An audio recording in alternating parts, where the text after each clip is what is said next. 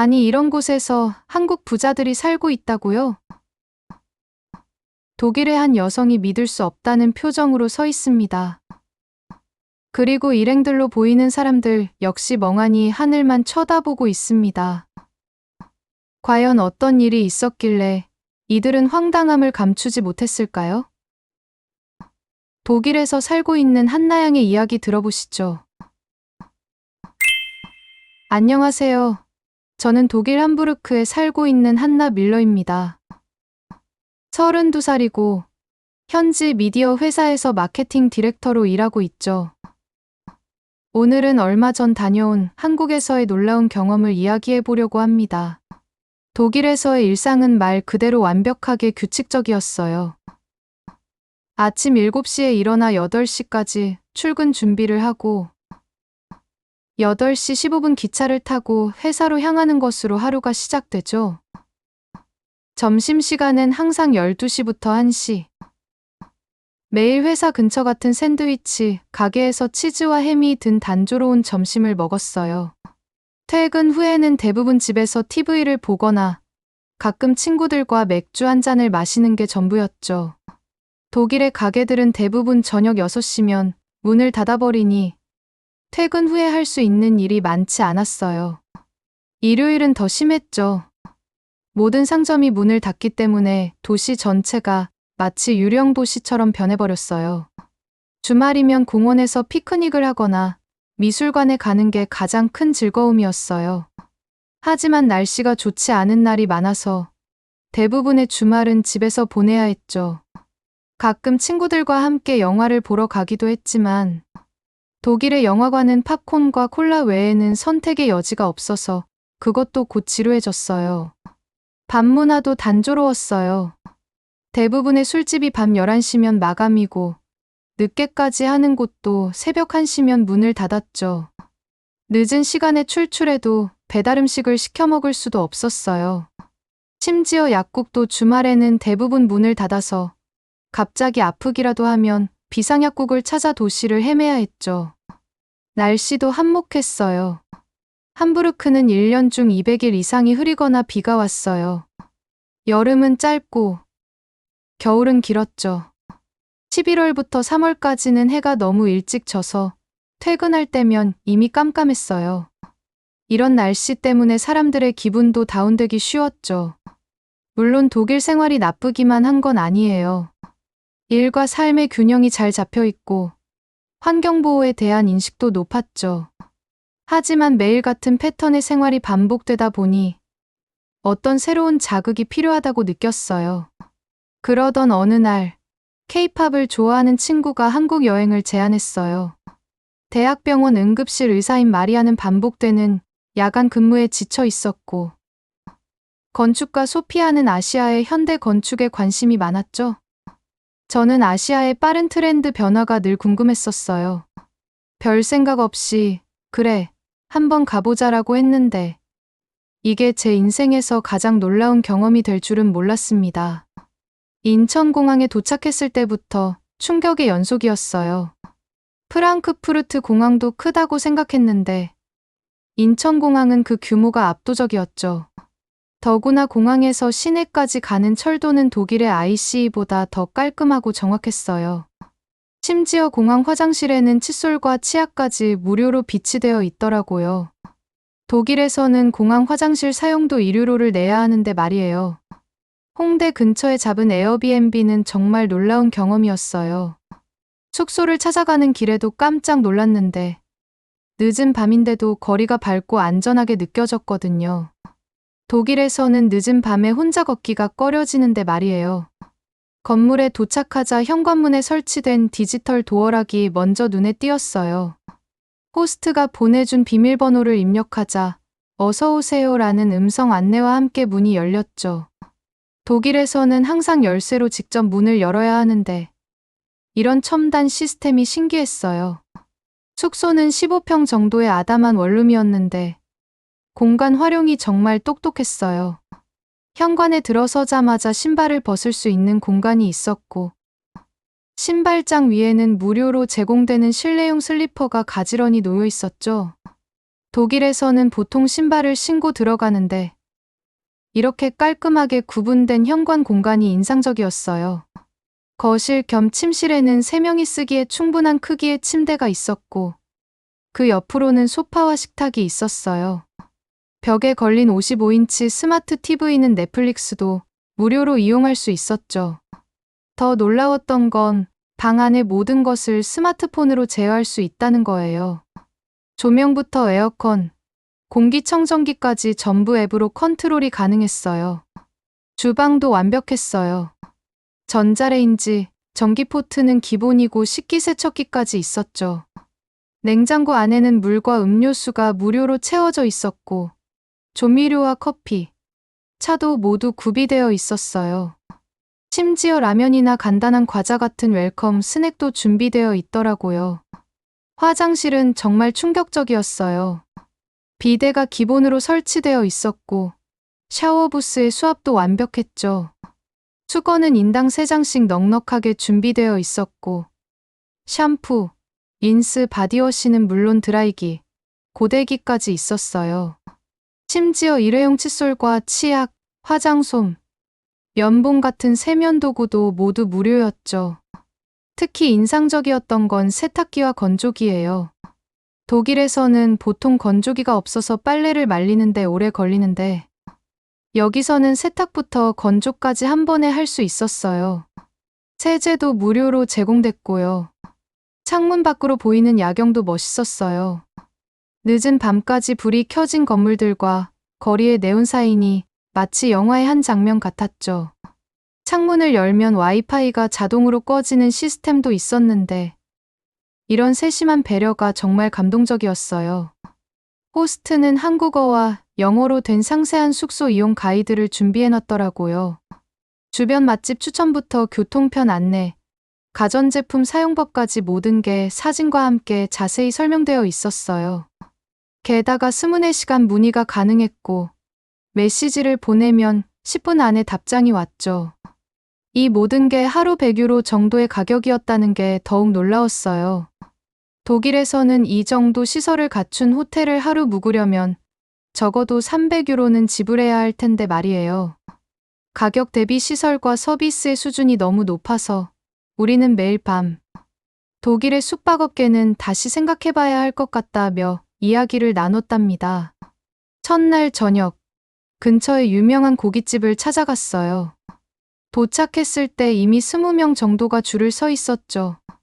독일이었다면 아마 다들 짜증을 내며 돌아갔을 텐데 신기하게도 모두가 질서정연하게 기다리고 있었어요. 더 놀라웠던 건 식당 직원이 줄 서 있는 손님들에게 따뜻한 차를 무료로 제공했다는 거예요. 줄을 서서 기다리는 동안 옆에 있던 한국인 가족들과 이야기를 나누게 됐어요.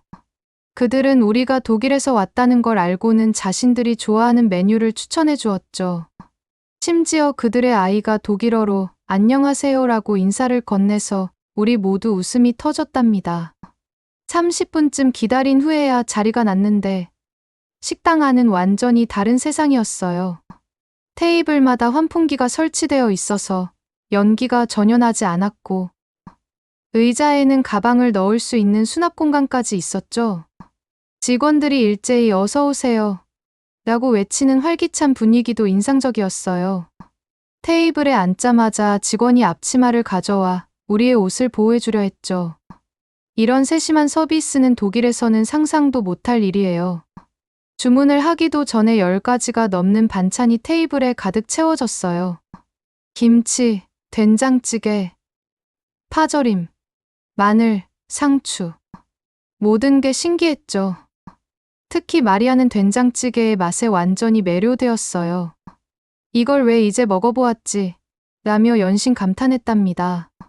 소피아는 김치의 매운맛에 눈물을 흘리면서도 자꾸 집어먹는 게 재미있었죠. 고기를 주문하자 직원이 숙련된 솜씨로 고기를 구워주기 시작했어요. 가위로 고기를 자르는 모습이 마치 예술 같았죠. 독일에서는 상상도 못할 광경이었어요. 더 신기했던 건 리필이라는 개념이었어요. 무료로 추가 제공되는 반찬을 보면서 우리는 계속해서 놀라움을 감출 수 없었답니다. 다음 날 아침, 숙소 근처의 편의점에서 또 한 번 놀랐어요. 진열대의 도시락 종류가 30가지도 넘었고, 모든 도시락을 데워주고 반찬도 덤으로 챙겨주더라고요. 특히 놀라웠던 건 음식의 퀄리티였어요. 편의점 김밥 하나를 사더라도 포장이 깔끔하고 맛도 훌륭했죠. 과자 코너의 다양성도 놀라웠지만 더 신기했던 건 생활용품 코너였어요. 심지어 프린터로 서류 출력도 가능하다고 하더라고요. 마리아가 농담처럼 여기서 살아도 될 것 같아라고 했는데 정말 그럴 것 같았어요. 지하철을 타고 서울 곳곳을 둘러보는 중에 재미있는 일이 있었어요. 러시아워 시간에 너무 많은 사람들이 타서 당황했는데 그때 한 젊은 남성이 영어로 이 시간대를 피하는 게 좋아요. 제가 덜 붐비는 역으로 안내해 드릴게요 라고 말을 걸어왔죠. 그가 바로 민혁이었어요. 30살의 IT 회사 개발자였는데 우리를 덜 붐비는 경로로 안내해 주었어요. 민혁은 우리에게 한국의 지하철 문화에 대해 설명해 주었어요. 노약자석 문화라든가 지하철 내에서 다들 조용히 하는 이유라든가. 그의 설명을 들으며 마리아는 계속 질문을 했고 둘 사이에 미묘한 분위기가 형성되는 걸 느낄 수 있었죠. 특히 민혁이 의료 시스템 개발자라는 걸 알게 된 마리아는 더욱 관심을 보였어요. 다음 날 소피아가 갑자기 몸살이 났어요. 독일 같았으면 병원 예약하는 데만 며칠이 걸렸을 텐데 한국은 달랐어요. 우선 24시간 문을 연 약국에서 약을 살 수 있었고 다음 날 아침 바로 병원에 가서 진료를 받을 수 있었죠. 병원은 마치 호텔 같았어요. 접수부터 진료, 약 처방까지 모든 게 전산화되어 있었고 의사 선생님도 친절하게 영어로 설명해 주셨어요. 소피아가 아픈 동안 민혁이 근처 약국과 병원을 찾는 것을 도와주었어요. 그는 매우 세심했고 마리아는 그의 배려에 감동받은 듯했어요.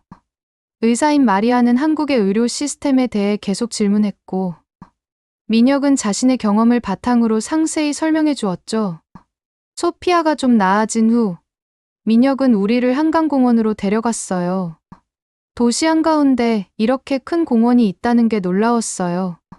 저녁 노을이 지는 강변에서 돗자리를 펴고 앉아 치맥을 즐겼죠. 민혁이 알려준 대로 배달 앱으로 주문을 했는데 치킨이 30분 만에 도착했어요.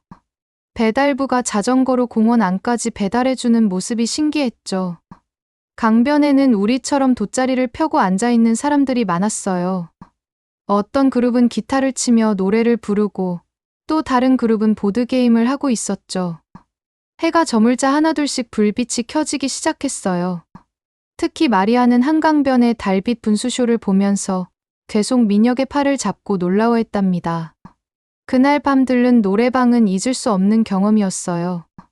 처음에는 낯설어서 망설였는데 민혁이 Last Christmas를 선곡해주면서 분위기가 풀렸죠. 노래방 기계가 자동으로 점수를 매기고 화면에 귀여운 캐릭터들이 춤을 추는 게 재미있었어요. 소피아가 갑자기 강남 스타일을 부르기 시작했는데 우리 모두 말도 안 되는 춤을 추면서 웃음이 멈추지 않았답니다. 특히 마리아와 민혁이 함께 부른 퍼펙트는 정말 로맨틱했어요. 둘 다 음치였지만 서로를 바라보며 부르는 모습이 너무 달달했죠.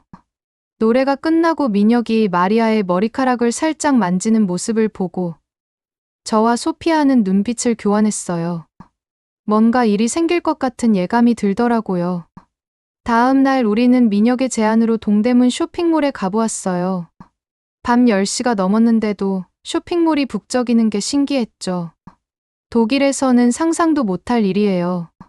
건물 전체가 미로 같았는데 한 층은 옷, 또 한 층은 신발과 가방, 그리고 또 다른 층은 액세서리로 가득했어요. 특히 인상적이었던 건 지하상가였어요. 마치 작은 도시처럼 길이 이어져 있었고 그 안에서 모든 걸 살 수 있었죠. 화장품 가게에 들어갔다가 직원분의 친절한 서비스에 또 한 번 놀랐어요. 제품 설명은 기본이고 무료 샘플은 물론 피부 타입 검사까지 해주시더라고요. 길거리 음식도 잊을 수 없는 경험이었어요. 붕어빵, 떡볶이, 호떡. 하나같이 맛있었죠. 특히 호떡은 너무 맛있어서 독일에 돌아가면 꼭 만들어 보고 싶다고 생각했어요.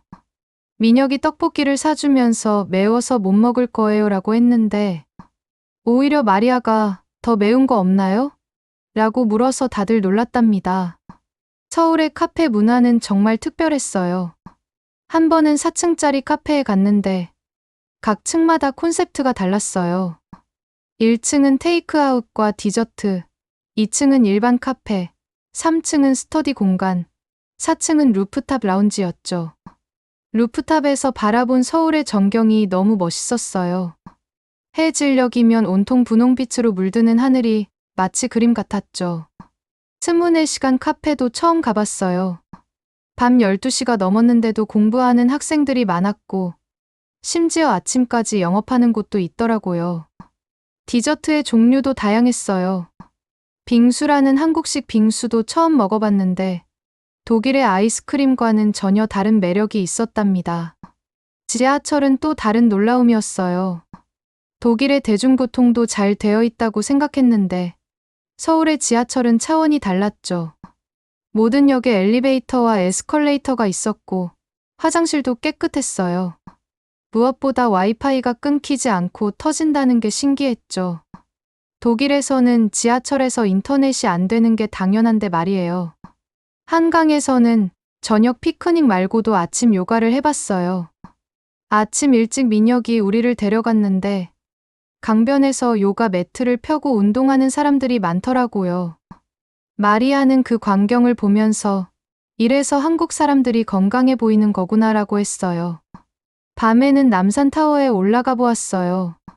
타워 주변에는 연인들이 많았는데 우리도 사랑의 자물쇠를 하나 걸어두었죠. 마리아와 민혁이 같이 자물쇠를 고르는 모습이 너무 사랑스러워 보였어요. 타워에서 내려다본 서울의 야경은 정말 환상적이었어요.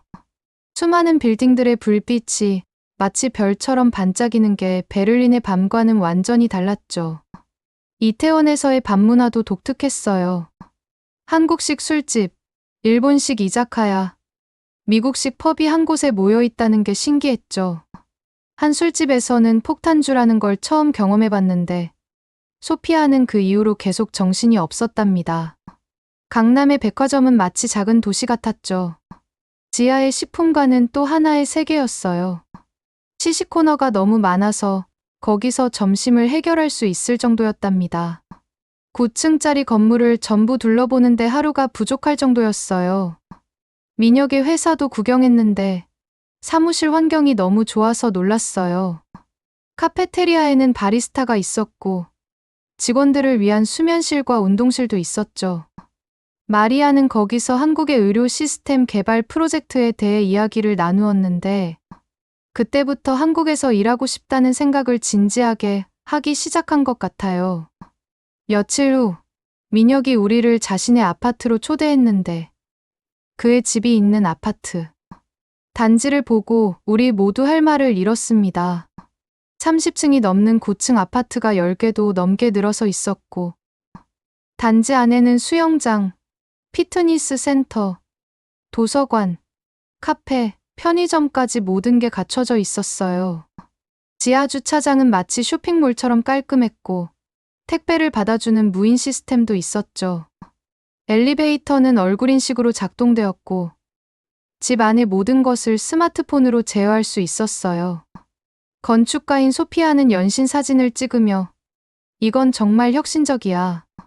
독일의 건축가들도 이런 걸 봐야 할 텐데 라며 감탄했죠. 아파트 내부도 훌륭했어요.